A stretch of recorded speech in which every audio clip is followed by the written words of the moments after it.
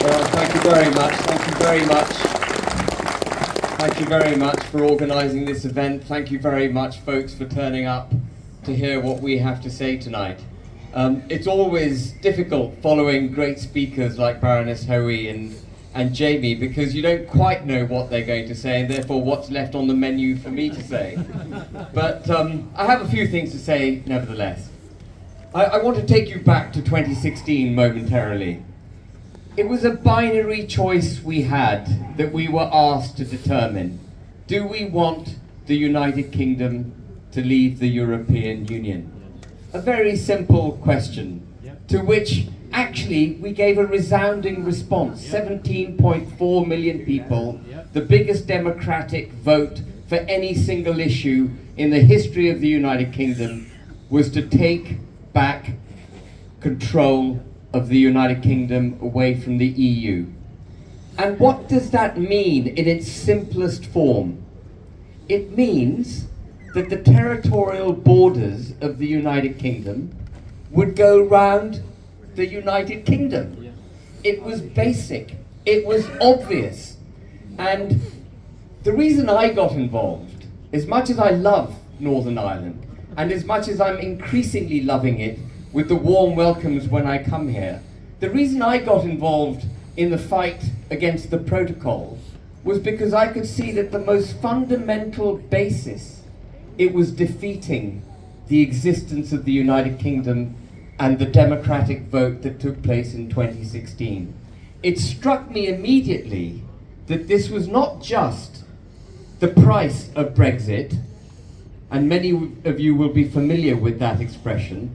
Barnier said the price of Brexit would be Northern Ireland, and some people in England said it was a price they were prepared to pay, including Julia Hartley-Brewer, who some of you might know. And you'll wonder why I'm saying it, but perhaps it's self-evident why I've named her.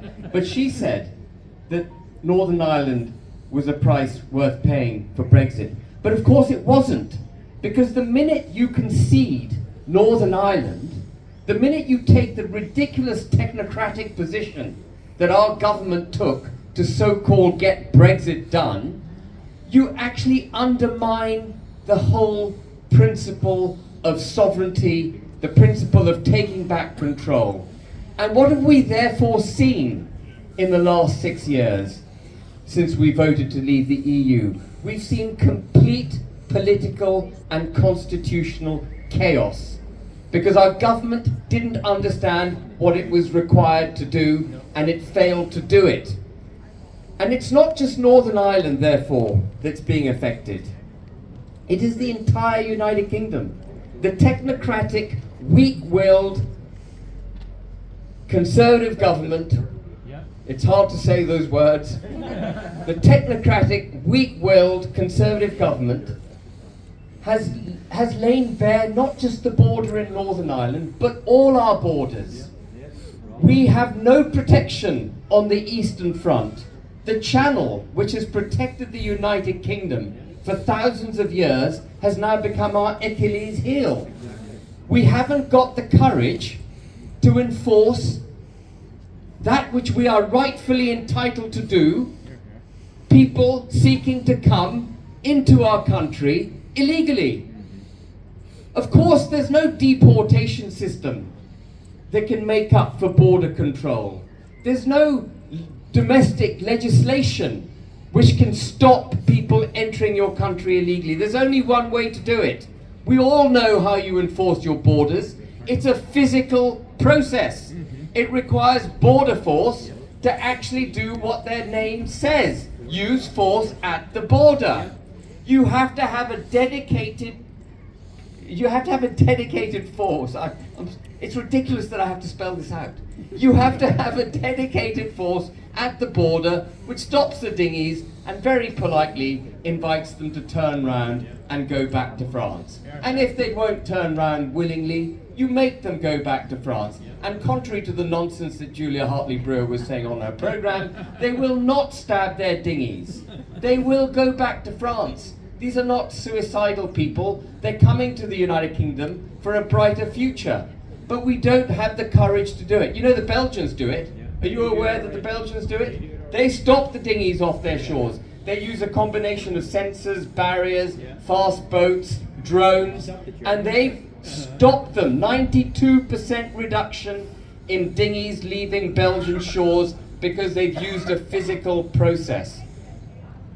And where has this complete weak approach to border control taken us? It's taken us to having no border on the Eastern Front. It's taken us to having a border down the Irish Sea. No border where there should be one, where the Belfast Agreement recognises the border should be. That's what the Belfast Agreement, folks, was all about. It was about Ireland giving up its constitutional claim to Northern Ireland. We don't have that border. And the whole narrative's been hijacked. They lie to you when they say the Good Friday Agreement, the Belfast Agreement said there should be no hard border. It doesn't say that at all. It makes half a dozen references to the border, and it says there shouldn't be military installations on it. But we've been lied to on that.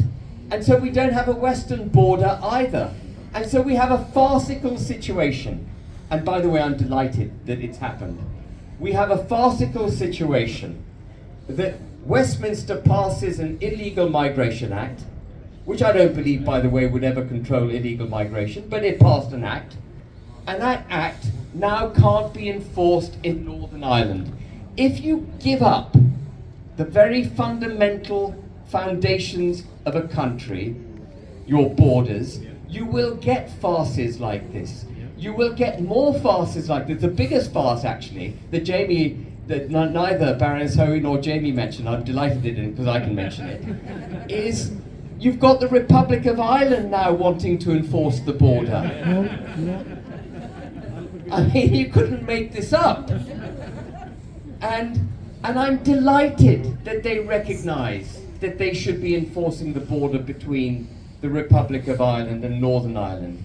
We should encourage them to enforce that border, because it might just lead us ourselves to enforce our eastern border, reinstitute our western border, and the French looking across the channel might then have the courage to enforce their borders. You know, if you think we've got it bad, they get 180,000 illegal migrants coming into France every single year. And when you give up on your borders, I think I've laboured borders a lot, but when you give up on your borders, you also then couldn't care about legal migration. And let me tell you, the numbers coming across into the United Kingdom legally are unsustainable. We've had 5 million people come to the United Kingdom in the last 5 years. That's 8% of our population has changed in 5 years. More people have come to the United Kingdom in the last 25 years than in all of history before that. It is a rate of change in our culture and our social makeup with which we cannot cope. And we can fix the broken economy the Conservatives have created. We can fix the constitutional issues. You cannot fix the social and cultural fabric once it's gone. And we need to get a grip of our borders instantly to prevent any further damage. We need to have a robust policy on integration.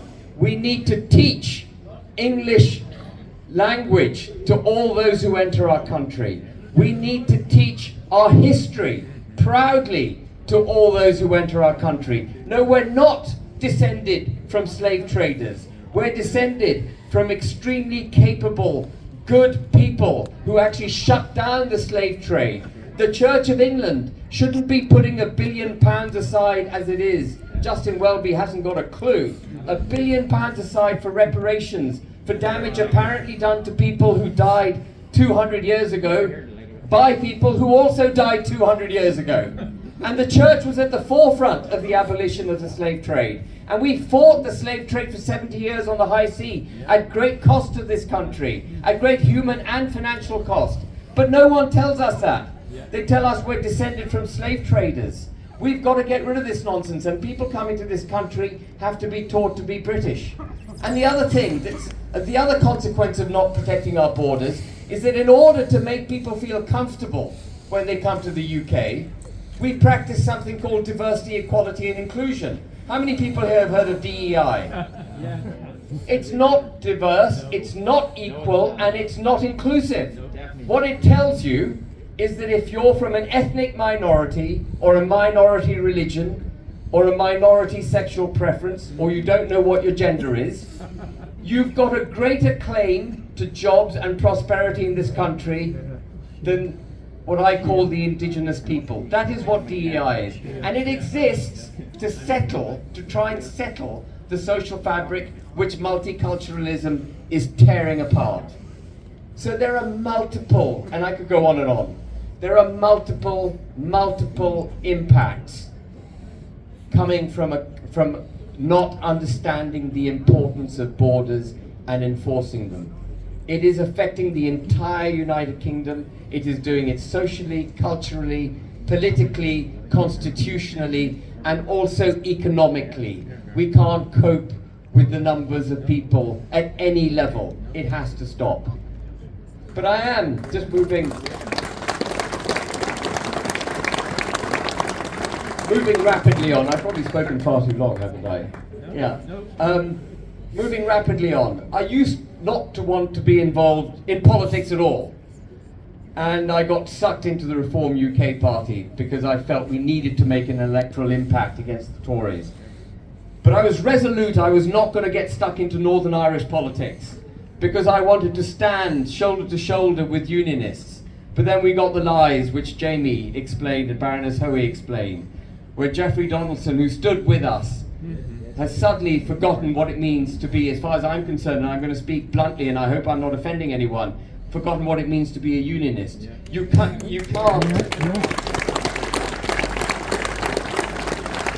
They get very offended, the DUP get very, very offended when I say they're no longer a unionist party. But how could they be a unionist party if they support a border in the Irish Sea or believe that that border doesn't exist when it self-evidently does? Anyway, what they've done by lying in that way is suck me also into Northern Irish politics. And I'm delighted that Reform UK has forged an alliance with the most principled politician, not just in Northern Ireland, but in the United Kingdom. And Reform UK is not going to give up this fight. If the DUP think I'm going to slink off back into the undergrowth if they abuse me enough on Twitter or say silly things about me on Talkback, and where it was the same interview, I think, wasn't it, Jamie, where he was having a go at me personally and denigrating the good Baroness Hoey. If they think I'm going to slink off, they've got another thing coming. I'm here to stay, and I am going to stand shoulder to shoulder with Jim in every sense possible to make sure that people understand the divisive implications at every single level of the Northern Ireland Protocol, why it must go, and why without it going we cannot have prosperity and a settled United Kingdom. And it may feel like Dunkirk, my God it feels like Dunkirk, but we won the war and we're going to win this one.